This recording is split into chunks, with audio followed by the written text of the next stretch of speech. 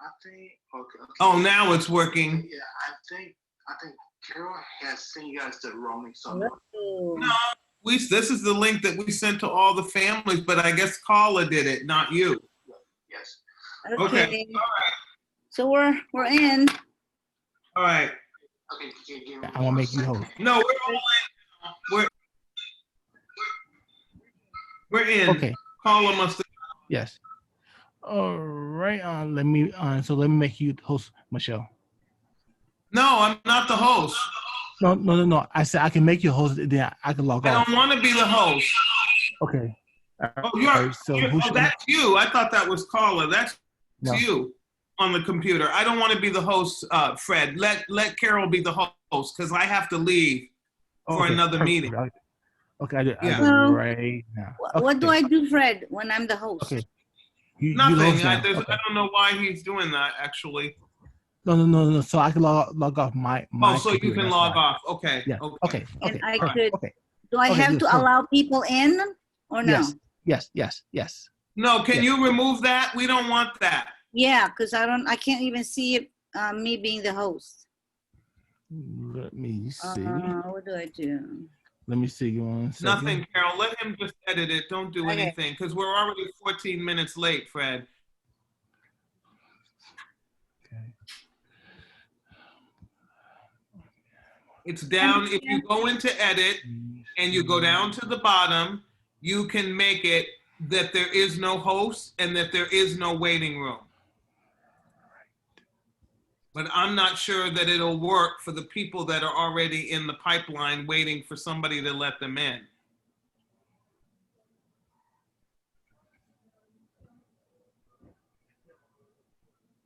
Are you the host now, Fred? Okay, so let me turn on my speaker. I asked you a question though. Before you do that, could you respond? Are you the host now?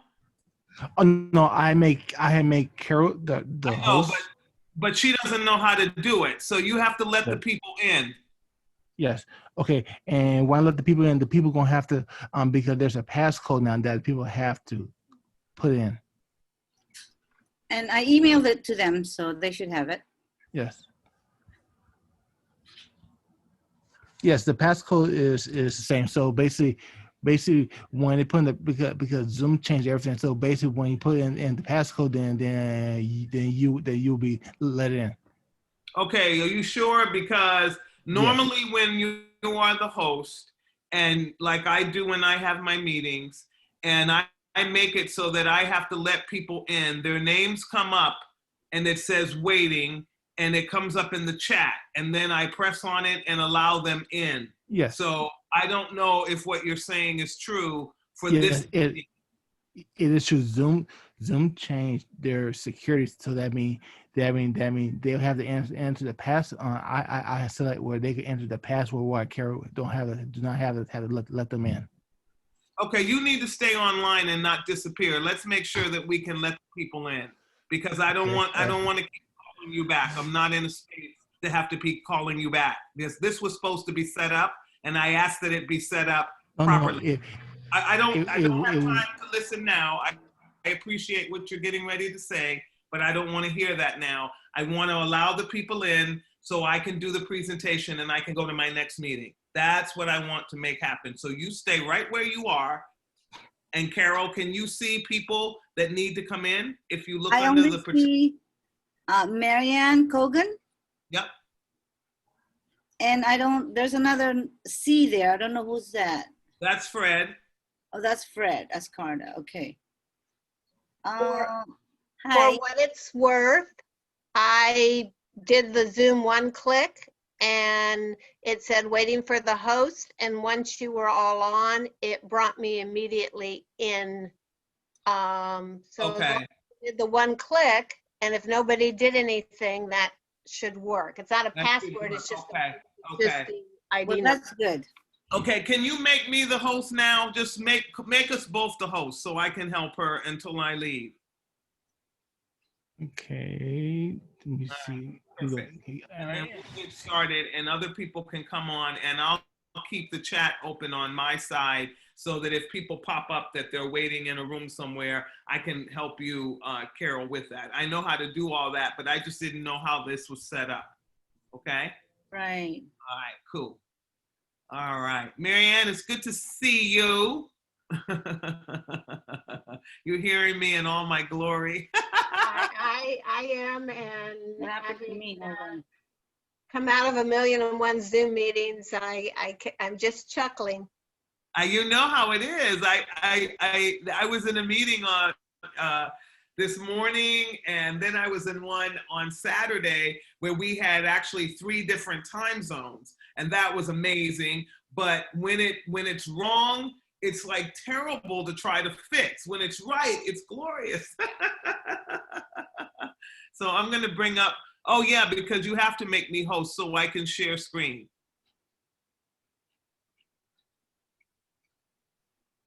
Let me make sure, let me see if I can. No. Host disabled attendee screen sharing. So Fred, I need to be able to share screen. He's muted. I'll text him.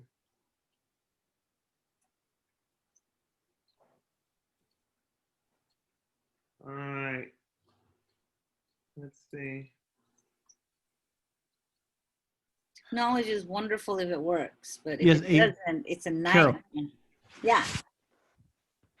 But you still have me down as not able. I need to share screen, Fred. All right. Michelle Give me wants one to be second. host. Give me 1 second. Carol. Yeah. I can hear you. Can you hear me? Carol. Yeah. Can you hear me?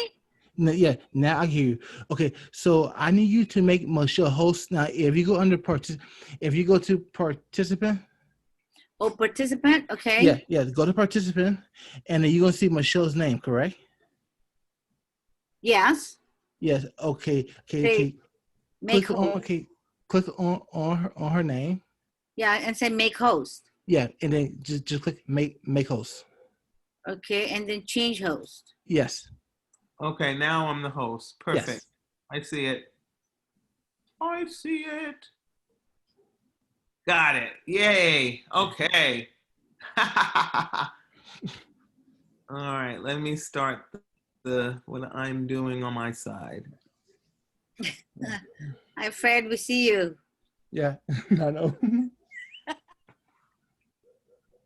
All right. So, Marianne, it's good to see you, and thank you for sitting through our Three Stooges moment.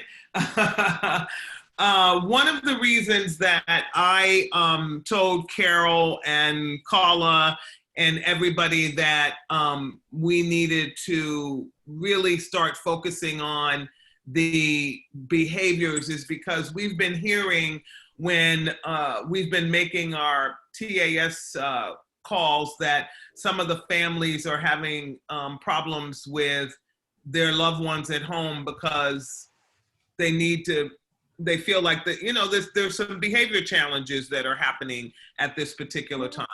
So we thought that this would be a good time to go over this with folks and to give you an opportunity to ask any questions and just to help wherever we could. And then we're taping it, Fred, I hope, this part of the presentation so that we can put it in our YouTube channel so that anytime that families want to use it for their own reminders or their own training with other family members or caregivers, that they can in fact do that. So this is a page that we put in our book. We had a coffee table book called Life is a Journey We Know by Heart. And in that, we interviewed people with Alzheimer's and people with a diagnosis of dementia. And this is what the message, the question was, what do you want to tell your caregivers, your doctors, the community around them? And they said, you know, talk to me directly, the person with dementia. They wanted to always be told the truth, even when the time came that they wouldn't even know the difference between the truth or not the truth, but they felt that internally they would always know when they would always know when they're being treated fairly and with the truth. They wanted more testing early. This came out of our early stage group, where most of them were in their 60s by the time they came to the early stage group. And they were all like, you know I had behaviors in my 40s and 50s, and if there was a test, I could have prepared for this time. And as we all know, that test does not exist even yet. We're getting better and better at it, but there is no test until people, they self-diagnose with behaviors or something that happens in their life or that their loved one noticed, and then they go to the doctor. There's nothing, you can look at an MRI and see some damage, or you can see some plaques, but it doesn't necessarily mean that person will be diagnosed with full-blown Alzheimer's or anything. And so that's the weirdness of diagnosing the disease itself.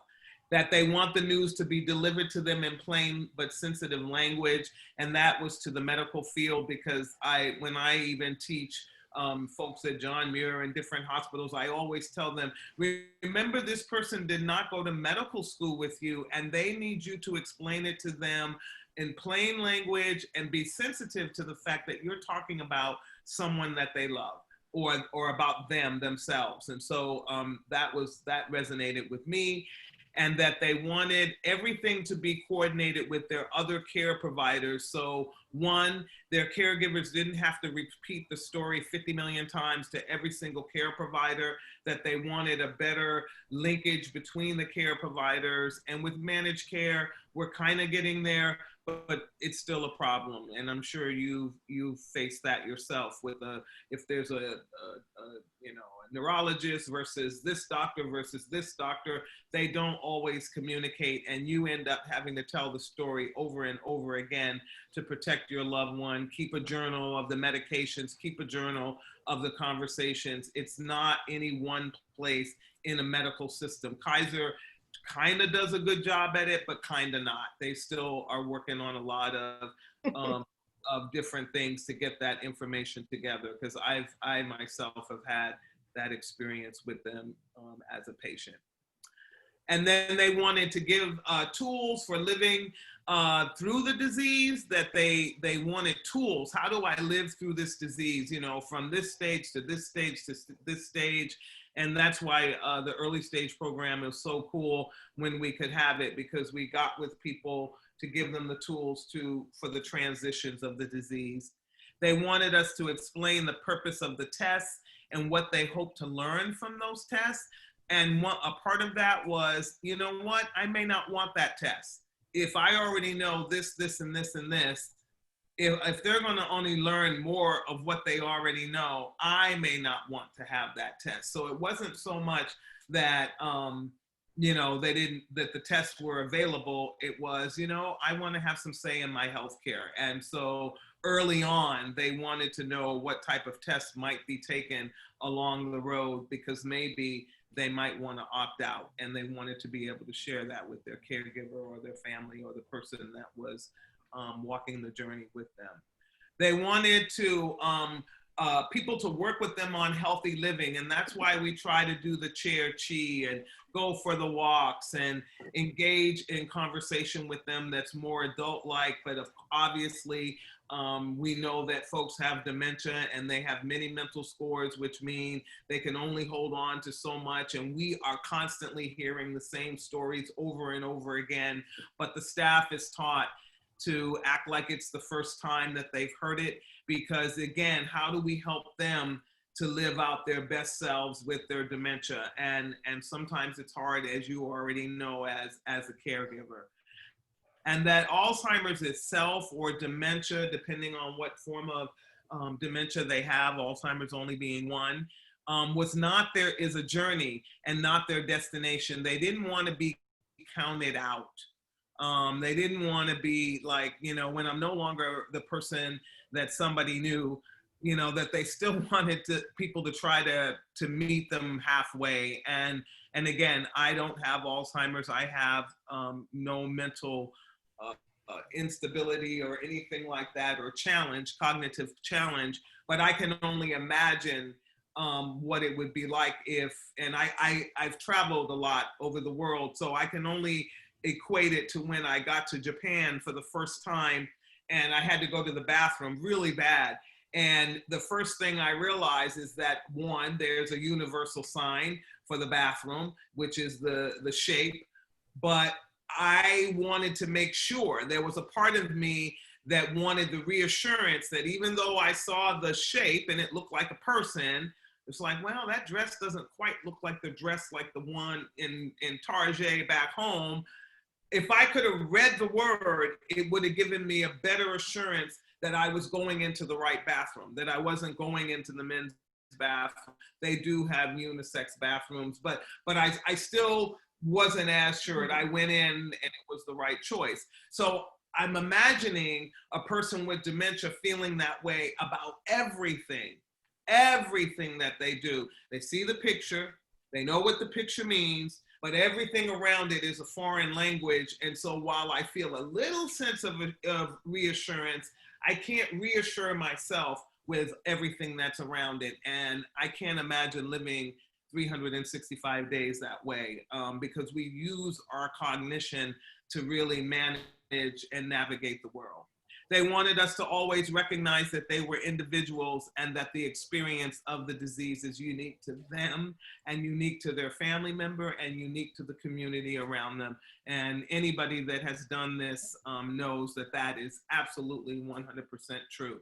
You'll have one person with Alzheimer's dementia, and they are, you know, the kindest, sweetest person all the way to the end.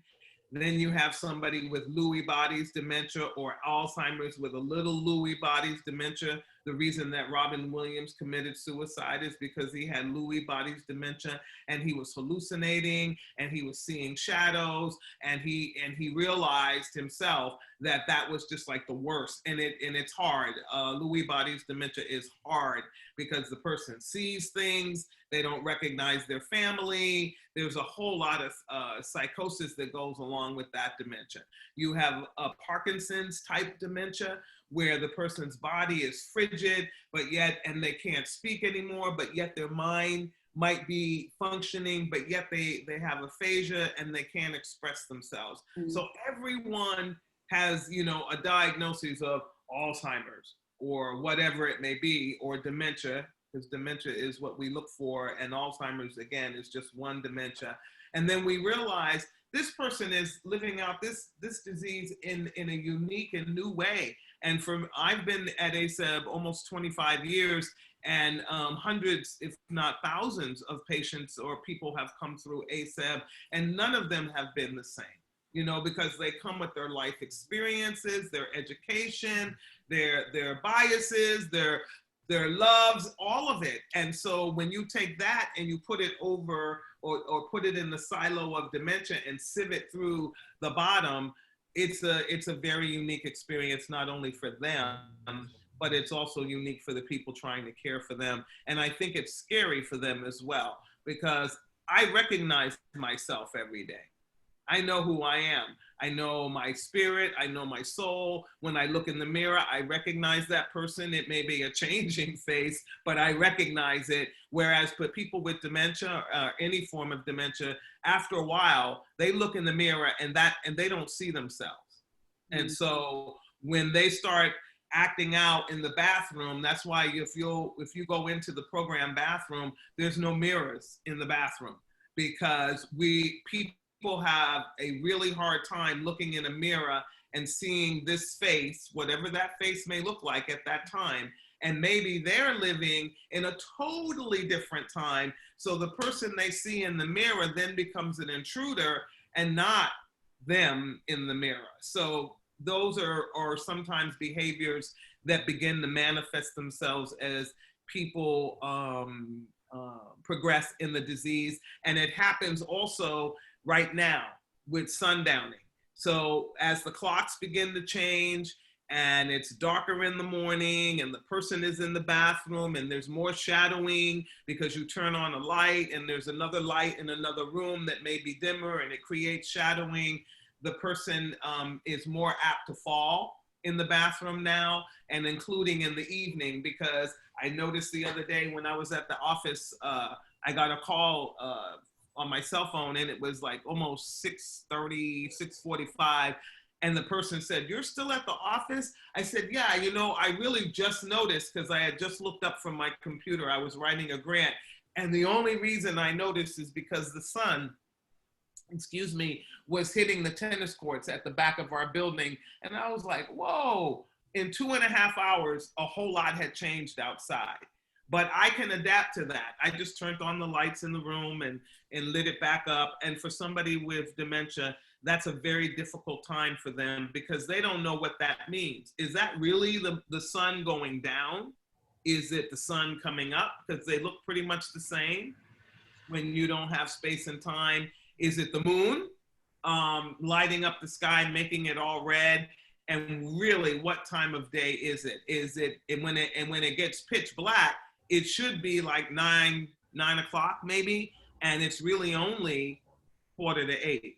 So the person feels a lot of disorientation then.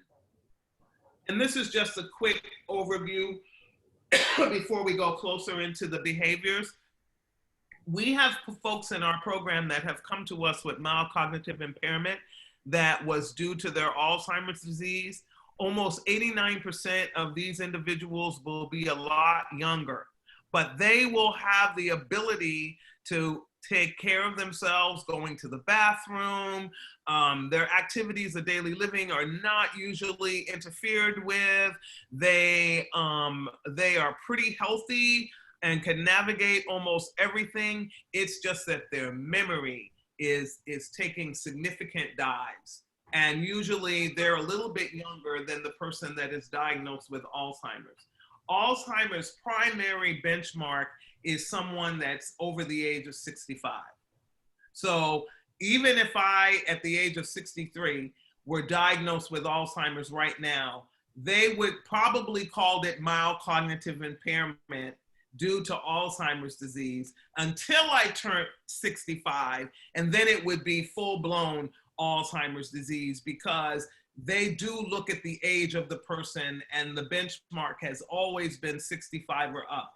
And a part of me believes that that benchmark was also set by a societal change that we can see that happens in many of our elders, particularly in this country, where people started retiring at 65. And so therefore, the less amount of engagement with work, routine, blah, blah, blah, made it more visible to people. Whereas when people work for a really long time, they may have some mild cognitive impairment, but because they're still working and they're still engaged and they have a routine that doesn't throw them off by very much, they may be able to either mask it or they may even be able to delay it by a little bit. Doesn't mean they won't ever have memory loss, confusion to location, take longer with daily, but we find that people who stay working longer have the ability to mask it a lot longer. And again, with Alzheimer's, some of the benchmarks that we see definitely trouble handling money, that they pay their bills. We've had people from APS where they've come to us because they paid their bills a multitude of times where they didn't pay their bills at all. Driving becomes an issue because they have compromised judgment, and personality can change as they're moving into the diagnosis. One, because I'm going to ask everybody to mute because I can hear your Fred. background. So please mute. Is that Fred?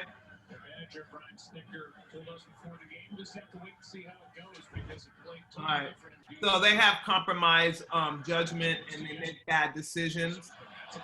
And their personalities change because, again, in the beginning, they know that something's going on with them, and it gets that I think they begin to act out some of their feelings of loss and fear and not knowing what's going on and wanting to hold on to dignity and their positioning in the family. And so you will begin to see changes in the person's personality, and more so in the beginning and maybe even into the moderate stages. Again, every time there's a transition from the diagnosis, early stage, to the moderate stage, to the moderate stage, to the latter stage. Once the person is in the latter stages of the disease process, the mood and personality changes will become less and less, because at that point they are living out the end stages of their Alzheimer's, and maybe even have aphasia,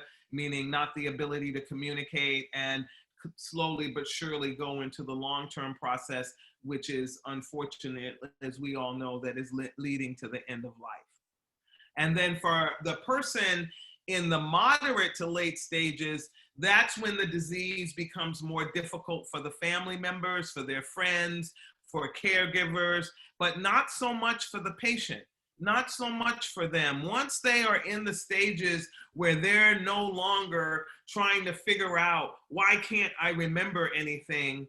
They, with routine and a very close-knit sort of social bubble, and not introducing chaos and confusion, this person will pretty much be who they are until the end of their lives. And it becomes harder for the family, because that's when they're less communicative. They're probably not remembering you as much all the time, and that's where it becomes more difficult. But as far as their frustration and their ability to live through the process, it gets a little bit better. Again, in the beginning, they're dealing with a great deal of depression, and we believe at ASEB that they're dealing with depression until the very end. But because you cannot do a depression scale with a person with memory loss, because they cannot answer the questions in the way that we could really do a depression scale that would be 100% right on, we do ask the participants, though, our social workers, and I know I do, I ask them from time to time if they're sad. And by asking them that, you know, we're trying to figure out when a person separates themselves from a group activity, or they sit and they don't want to be engaged with an activity, I'm usually trying to find out if they're sad. And what I find that we and even we sometimes need to get better at it, that's when people need to go outside. That's when they need to go for a walk. That's when we need to take them out to the garden, because when a person is in a space where they can't see what's going on around them and they're turning into themselves, the greatest place is outside, is to take them outdoor where they get fresh air. It's a one-on-one walk. It's in the garden. We have the gardening. We try to get them out on the patio, and then they're distracted by sounds and feelings and smells that are not so confined to the indoor space. It's outdoors, and it helps them to come alive. And when we have volunteers, we've taught our volunteers to do that as well. We feel that sometimes when they're unable to say what they want, how difficult that must be. And so to understand that when you're not able to say what you want, when you're not feeling like everybody's telling you what to do, and as a human being, as a humanity, we all know how that feels, particularly when we get to a certain age and we think we know who we are, and that we know how to navigate our own lives. We don't need anybody to tell them. And that's why sometimes giving choice, whenever you can give a choice.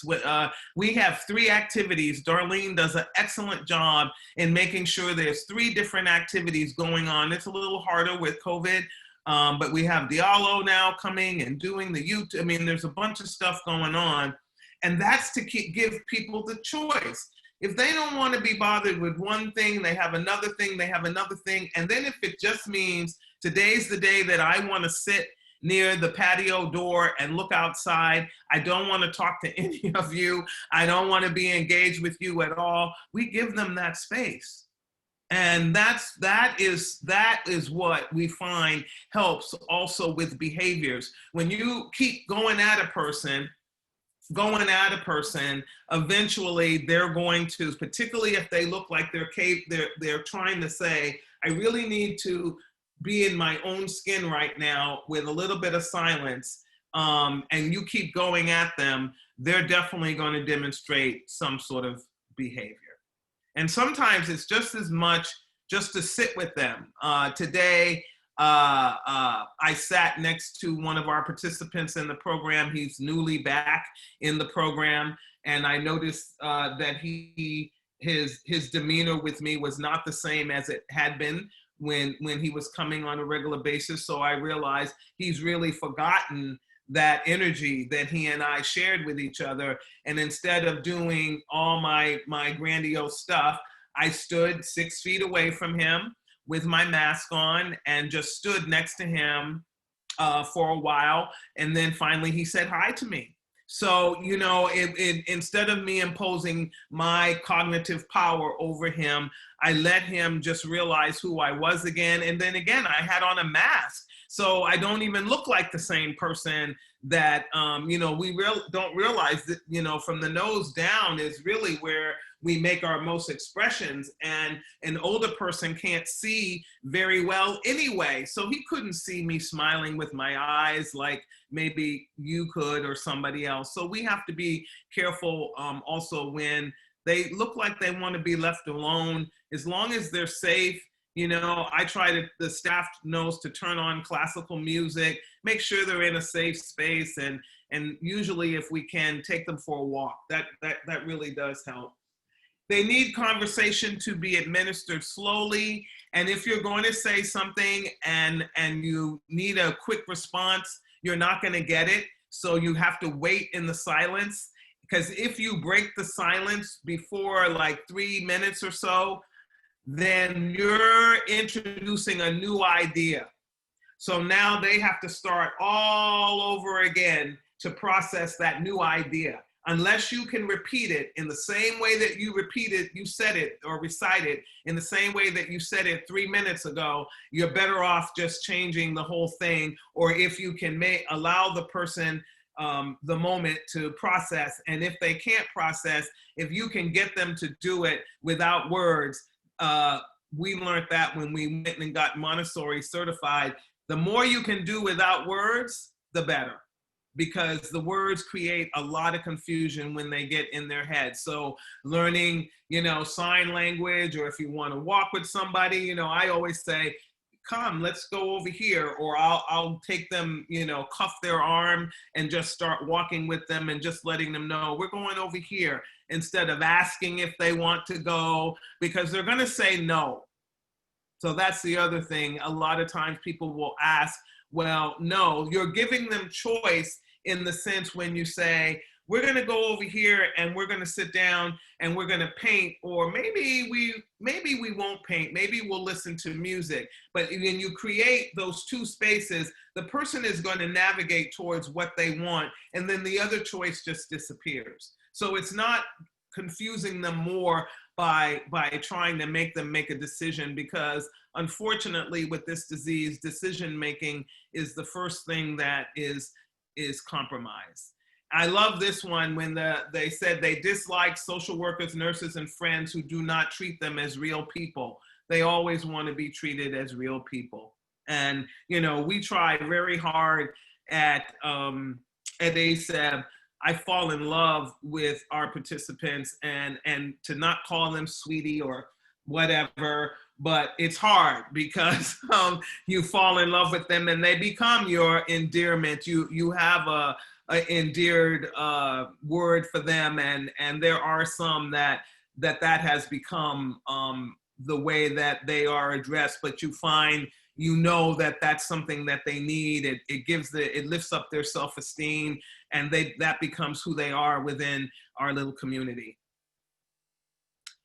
Many of the emotions that accompany dementia are worry and anxiety. And, you know, this has become something that is prevalent in our community, even among our young people. We have more people being diagnosed with anxiety than the history of our humanity.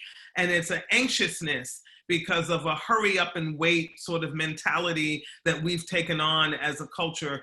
COVID has taken that away from us, but now it's creating another sense of anxiousness. Like, when are we going to have a cure? When is there going to be a vaccine? We've become a human race of people that really do not live in the moment, and dementia forces us to live in the moment. So we'll find that people will be more worried and anxious the more worried and anxious we are. Or if they've overheard something on the news or they've heard something on the radio. You'll notice at ASEB, we have nothing but music on most of the time. And when we do have the television working, it's usually a YouTube movie that we've chosen for the, you know, I just finished watching what is it, Mr. Rogers video, because I didn't get a chance to see it in the theater. So I watched it to see if it would be appropriate for the program. It's totally appropriate. So one day we'll have a Mr. Rogers movie day or something, and then we'll have a conversation about him. Barry will come in and have, so that we can help to lower the anxiety. So it, you know, anxiety lives in all of our lives, and they're always going to worry about whether or not you as a caregiver are going to come back for them. That always becomes a question, particularly now. If we were open until 4, people would be asking us, you know, am I going home? Is the van coming back? Is my loved one coming to get me? They worry. The thing that they've become most close to or attached to, when it's not around, they're going to worry about it. They get frustrated very easily, and so that's why the activities are Montessori activities, which means they are in steps, so that if the person cannot do all of the steps, then that's easy for somebody on the staff or a volunteer to swoop in and do the next step. So anything that you're asking them to do, if you can break it down in steps so that they can maybe put on the shoe, but you automatically go and tie it. Or if they can still tie their shoe, that, you know, we make it so that they can tie their shoe. Sometimes an older person bending over is not good because they get lightheaded, but maybe if there was a stool that they could put their foot on and lift their foot up and lean and tie their shoe, then that would give them the ability to do that longer. Not all of our participants can do that. With our Montessori trainings, we do try to keep the participants tying their shoes and buttoning things so that they can keep that skill for as long as they can. But with arthritis and things, as people get older, that becomes more difficult for them to do anyway.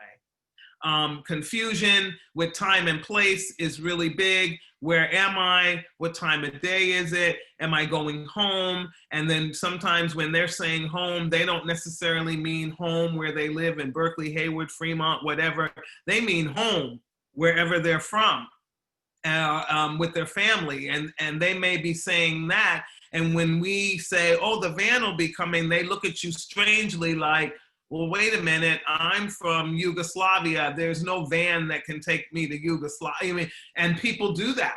You'll find that also people will go to their heart language. So if somebody is an immigrant and they came to this country speaking English or learned to speak English, if their first language is Russian, they're going to mix it together with English, and all of a sudden it's going to be a word salad that has a little bit of Russian in it and a little bit of English. Or they may start to speak Russian altogether. And where this becomes difficult is when the immigrant family has not taken their language, their heart language, and taught it to their children. And we're finding that to be not so much the older generation, but as we are beginning to see more millennials become caregivers, they do not always speak the heart language. And so that makes it very confusing for their family, because they know that their daughter, they love their daughter. Why can't their daughter speak the language they speak? And so and all kinds of things create confusion for them. And being in a restaurant, when it's too noisy can create confusions, particularly if you're trying to have a conversation.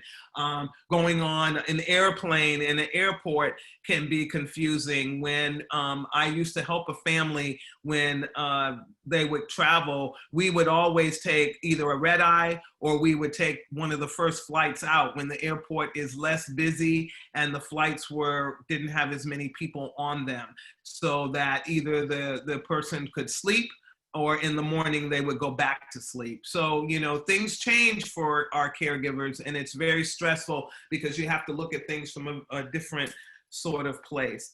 They're dealing with a lot of loss as well, the loss of their relationship with the people who are caring for them. They know that they have lost the ability to connect in a way, if they are a husband or a wife or whatever their relationship may be in that caregiver and person being cared for relationship. So they know that, because a loss is an emotional thing, and that can lead to sadness for them. And so that's why we're always trying to lift them up. You'll notice they make Valentine's Day cards for those that they love, and we make sure those get home to you so that we can give them the opportunity to express that the love that they still have for you, even though they may not be able to express it in other ways.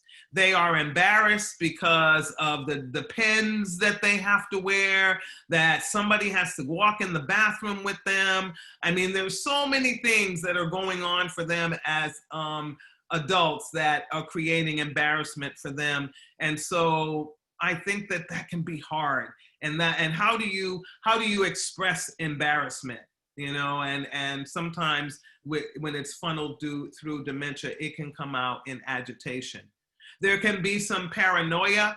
The more that they move into the moderate stages, they can become paranoid, because now, why am I not paying the bills? Why if you haven't been on one account before, then why am I on that account now? Or why are you on that account now? Why are my children moving me from here to there? Why?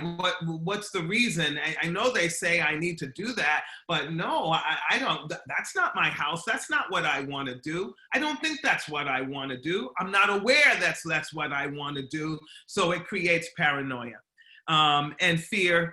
You know, paranoia leads to fear, embarrassment leads to fear, all of these lead to fear. And then the fear is, what's going to happen to me? Do these people really care about me? Am I going to be all right? And then I come to ASEB, oh my goodness, who are all these people in this room? They don't look like me. They learn to adapt, though. It's amazing to me that they, you know, you give the folks about 30 days and they adapt to the program. And I think a lot of that has to do with the staff and how welcoming and loving they are. But we try to meet them in that fear place and provide comfort wherever we can. And sometimes we've had to call caregivers and say, you know, they can't do a full day yet. You know, I know many of you have had that experience in the beginning where we had to call and you had to come, and because they couldn't do a full day yet, they had to keep going back to what was familiar until they became familiar with the routine of ASEB. Anger, again, comes out of fear, and then isolation and loneliness. You know, you fear isolation and loneliness. I felt this way again when I went to Japan, and I love Japan, I love Singapore, but until I understood a few phrases, or until I got to the university where people spoke English, I was a little paranoid. I had a little fear. I was a little mad because it was like, stop talking, talk to me. And I felt isolated and alone because nobody was speaking English. And so I started feeling like, oh, of course they're talking about me. They gotta be talking about me. And those people weren't talking about me. They were just talking. And so again, cognitively, I was able to say, Micheal, no, they invited you here. They're greeting you. You're fine. But again, somebody with dementia doesn't have the ability to do that third person, what I call that third person talk, to talk yourself down out of the trees when all of these things are happening for you or for them. Communication, though, is possible. And I think that what we always have to do is look at the person's remaining strengths. What are the things that are great about them? What are the things that they can still do? One of the gentlemen's in the program, you know, that's why when we did the Montessori, we got so excited because his thing was he could sweep the floor every day. And there came a point where we didn't even have to say anything. He went and got the broom and swept the floor. There was another person when we brought the laundry up. We didn't have to say anything. They folded the towels and we stopped doing that. When we took the Montessori training, we realized that those were things, tasks, if you want to call them that, but those were activities that the participants could still engage in and feel a sense of dignity and pride in. We had a lady that was pouring the water instead of the staff pouring the water. She loved doing that, and walking around and putting it on the table and telling people not to spill and doing. So communication is still possible. We have to deal with their denial. You know, they may not have they may be in denial if some person has Parkinson's and they have the Parkinson's shake. Well, they may want to pour the water, but they can't. But they sure can put down a fork and a knife, because it doesn't have to be perfect. It doesn't have to be on the side that we all learned that the fork and the knife need to be on. A staff person can go back and make it right, but we can give them something to do. We can help them continue to be a part of the community. That's why we go on field trips to the A's games, to the jazz concert thing up at UC Berkeley, when we went fishing that one time. When we go on field trips, we want them to feel a part of the community. The A's have been incredible. When we go to the A's games, they even say hi to them on the big marquee. And so we try to make sure they stay a part of the community and not hidden away like there's something wrong with them. There's nothing wrong with them. This is their new reality. And we, thankfully, ASEB is around to help them to try to navigate it and try to support you as caregivers as you try to navigate this new reality as well. There's a wonderful gentleman by the name of David Troxel, and he wrote a book called Dignified Life, called The Best Friend Approach. Those of us that have been at ASEB for a really long time, we hired David and he came and trained all of us that they're our best friends. And to remember the basics of communication. And what that is, if I can't see you, I can't hear you. But nonverbal communication paints a picture. If I'm looking all disinterested, or I'm not looking at you, or especially now when we're 10 feet, 6 feet, 10 feet apart, we got to look at the person. We got to call them by name. We got to make sure that they see us, because we've got these stupid masks on to keep everybody safe. And then we have to wait. And then sometimes nonverbal communication paints an incredible picture. You know, a lot of times I love to use humor, where we're, you know, usually I'm the butt of our jokes, you know, to make people laugh, and to give them a sense of that feeling of laughter in their belly and in their souls and in their flesh, you know, because laughter feels so good, and it also helps them to release some of that anxiety and all that other stuff that we talked about on the previous page.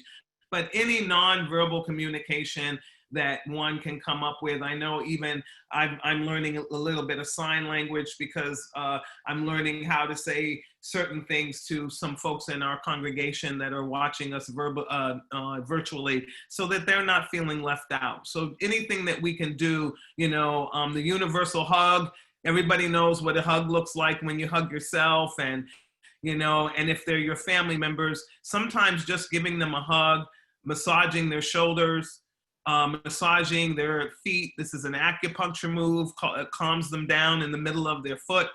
Using essential oils are incredibly wonderful. When I was a caregiver, hands-on caregiver, my favorite things was Johnson's Lavender Baby Soap. And it comes in a bottle so that you can bathe the baby to help the baby calm down. And I used to use that to bathe the folks that I was caring for, so they could sleep better at night. And then I went and got the lavender spray, and I would spray their pillow, not their pillowcase, so that if they had allergies, that it wouldn't get on on, the essential oil on their skin, because again, as we get older, our skin is more sensitive. We want to create an environment that facilitates good communication. So, at our center, we put up signs. We're not going to put up signs in your home, but maybe you will. Maybe there's a stop sign on the front door when the person is maybe an exit seeker. Maybe you're putting a latch way up high where they can't get it, so they can't get out and in the evening. There may be something that you are facilitating in your environment that creates communication for that individual when you're not around. I had a lady that I cared for. She was a smoker. So I would put Post-it notes around 1 million ashtrays in the beginning when I started to care for her, because her family wanted her to continue to be able to smoke. And I would just say, put your cigarette out here. It's like 20 Post-it notes, 20 ashtrays. But she never burnt herself down. She never burnt the furniture.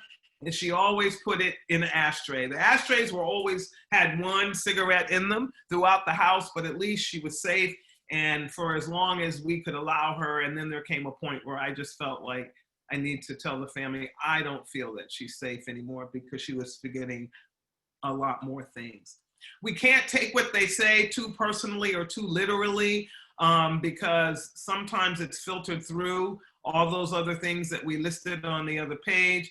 And remember that their behaviors are always trying to communicate a message. I'm always trying to share that with the staff as well, that they're always, whatever the behavior is, they did not wait for us to come into the room for them to have that behavior. Something is going on. And it's usually, what we look at have health first. Are they getting sick? Are they feeling like they have to go to the bathroom? Have they been going to the bathroom? Are they constipated? Do they have a urinary tract infection? Chronic urinary tract infections happen a lot with people that sit a lot. So is that happening? We had a lady that had an ingrown toenail. And the reason that she was having behaviors because the shoe was rubbing up against the ingrown toenail. It wasn't that she didn't like us, her foot hurt. With our participants, what about their teeth? I know as I'm getting older, I'm spending thousands of dollars at the dentist to get these old fillings taken out from back in the 50s. And what's happening is they're falling out and the teeth are crumbling and there's pain around that. It is a participant experiencing teeth pain, foot pain. So the behaviors is the first thing we look for is physical or health. Is there something going on in that area that we need to figure out for that individual? Do they have a headache? Anything that might be causing that. Then we look at the environment. Is it too noisy? Is it too crowded? Are they sitting next to somebody they don't like? We all have people we don't like, and that's okay. But if we're sitting next to them, it's pretty horrible. And if I'm a person with dementia, how do I let you know this is a person that really gets on my last nerve? I have to act it out so that something's going on. And I may act it out by getting up and walking around the room. Maybe I don't like the activity that you're trying to help me engage in, so I'm going to get up and walk around the room. And when we called it wandering, I think we did it a disservice. When I first started in the field 30 years ago, we called it wandering. And when I looked up the word wandering, that implies you have no destination in mind. I have never known a person with dementia with no destination in mind. They have a destination in mind. It's away from where they are. So that means there's a destination. And many times when we find people, because I'm on one of those teams where when people get lost, I help to go find them. 99% of the time when I ask them where they were going, they tell me, home. And I go, but you left your home. My home in Louisiana, my home in Maine. I was going to the casino. They had a destination in mind. It was away from where they were. And so I call it adventure seeking. So if somebody's getting up and wandering around and acting like they can't sit down, they have a need for something. And you have to go through the checklist. Is it medical care? Is it the pants are too tight? We had a lady that wore elastic waist pants, and the elastic waist, after her daughter washed them and dried them 3 times, the elastic was digging into her skin because she was an older woman. She had no core tonage. And so her belly was, you know, leaning over the pants. And so it was digging into her. So that created, she kept getting up because she didn't know what else to do. And so the behaviors are coming from something. Medications, a change in medication that might be making it, you know, them feel sick to their stomach. I'm just trying to think of other things. Oh, family came to visit. Now there's a bunch of kids running around, and yeah, I like them and I love them yesterday, but today I don't know who they are, and all that noise is really starting to get to me, and I got to get up and I got to get out of here because I don't know who these kids are, and nobody's stopping them from doing what they're doing. A new person comes in for the holiday. They don't recognize them. One of the things that we did for a lady that I worked with is that when we knew the family was coming in for Thanksgiving, Christmas, her birthday, we would make her a photo album of all the family members that were coming and put their names in big print underneath the photo album so that she could flip through the photo album and see their name at least. And that helped her quite a bit, even in the moderate stages, because then I could say, look, that's Johnny that just came through the door, by showing her the picture and the name. And she would, you know, of course, sometimes that she didn't know who Johnny was, but it gave her that place of dignity so that she could at least call him by name when he walked up on her, as well as it helped Johnny to get over the fact that his grandmother could not remember him. So remember that the behaviors are communicating a message. And again, medical, environment, how we're communicating with that person. You know, if we're moving too fast, trying to communicate too many ideas, you know, it's just too much. And, or we're trying to argue or confront with them. You know, you're never going to win an argument with a person with dementia, and confronting them only creates anxiety, fear, and then that's going to create behavior that either is flight or fright, and that makes it very difficult for caring for them if you're a caregiver. And always try to use positive language. And again, sometimes they just need to be left alone. There was a man, and he's actually in a Alzheimer's Association video training. I don't even know if they still have it, but the wife came out of the kitchen to take him to a doctor's appointment. And in doing, when she came out, he had sat on the floor and wouldn't get up. And so she was trying like anything. And finally, he was like combative and swinging at her. And what we advised her is pick up the phone, cancel the appointment, and leave him sitting on the floor. He was safe there. Nothing could happen to him there. It wasn't an ER visit. Sometimes you just got to take the path of least resistance so that you can make it through the caregiving relationship, because it's very long and very hard, and you got to pick your battles and then figure out what difference will it make anyway. You know, will it make a difference if you go to the doctor on that day, or can you cancel it and just say, this is not happening for my loved one today, and can we make an appointment in another 48 hours or so, and try again? Because that, it may be the person is just tired. Maybe they're a nocturnal wanderer, or a nocturnal person where they're up from 3 a.m. until 7 a.m. and then by 8, 9 o'clock, they're sleepy again, and they can't take that nap, and the appointment's at 10, and you're trying to get them out the door, and that's a fight. That's going to create anxiety for both of you.